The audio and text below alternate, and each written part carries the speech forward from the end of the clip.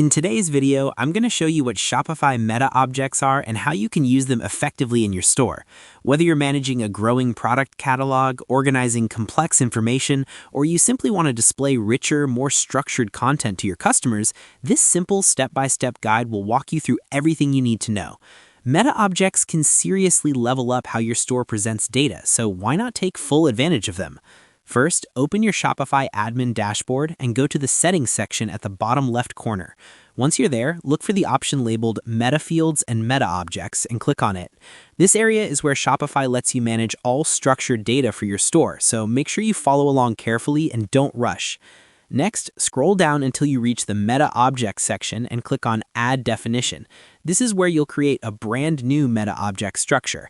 You'll see options that allow you to define exactly what type of information you want to store, whether that's product features, specifications, size charts, or even custom content blocks.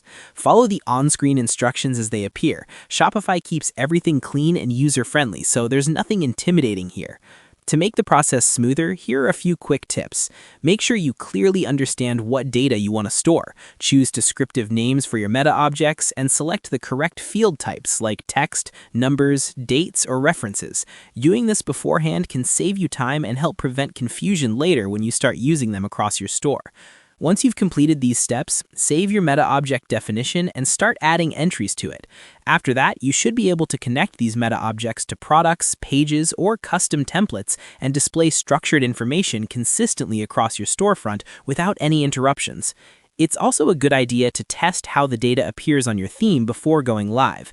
Taking this extra step ensures everything runs smoothly and gives your customers a polished experience. And that's all there is to it. By following these simple steps, you'll be able to create and use Shopify Metaobjects to organize and display information more efficiently and professionally. Thanks for watching, and I hope you found this tutorial helpful. If it did, share it with others who might be building or optimizing their Shopify store. Why not make someone's day easier?